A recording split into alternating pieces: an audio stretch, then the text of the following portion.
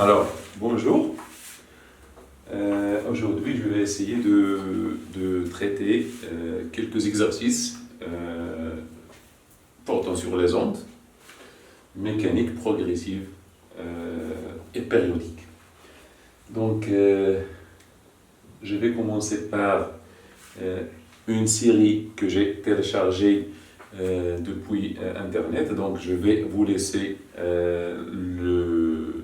le lien pour la télécharger et s'en servir. Je vais commencer par l'exercice numéro 1.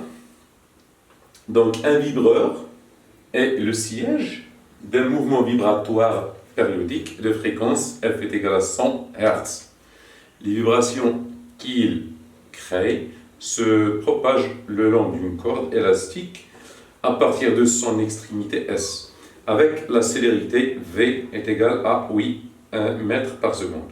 Donc, on a ici un vibreur, une corde, l'extrémité S est attachée à un vibreur. Donc, le long de la corde se propage une onde sinusoïdale périodique avec la vitesse V qui est égale à 8 mètres seconde moins 1 et de fréquence F est égale à 100 Hz. Donc, on vous demande dans la première question de calculer la longueur d'onde de l'onde qui se propage sur la corde.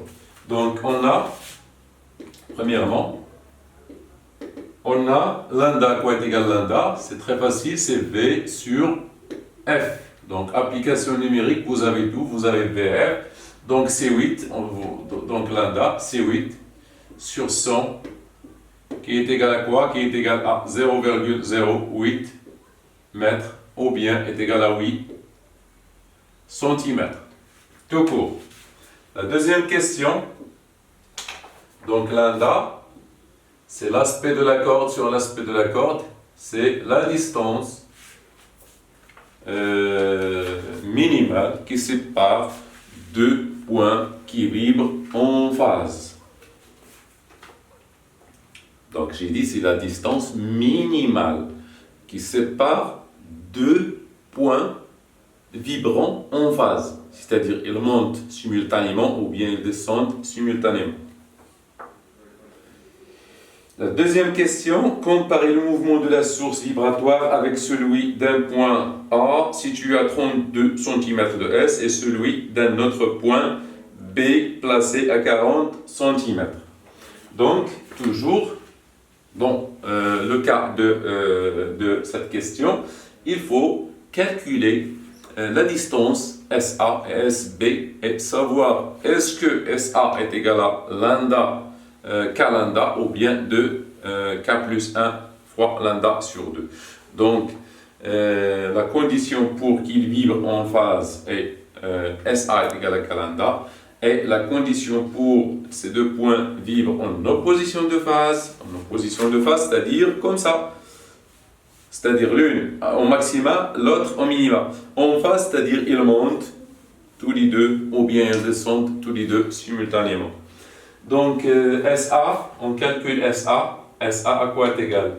Est égal à 32 cm. Donc, on voit bien qu'il est égal à 4 lambda. Donc, S et A vibrent en phase. La deuxième question, SB est égal à 40 cm. Donc, il est égal à 5 lambda, puisque lambda est égal à 8. Donc, aussi, S et B vibrent en phase. Donc, elles ont le même mouvement.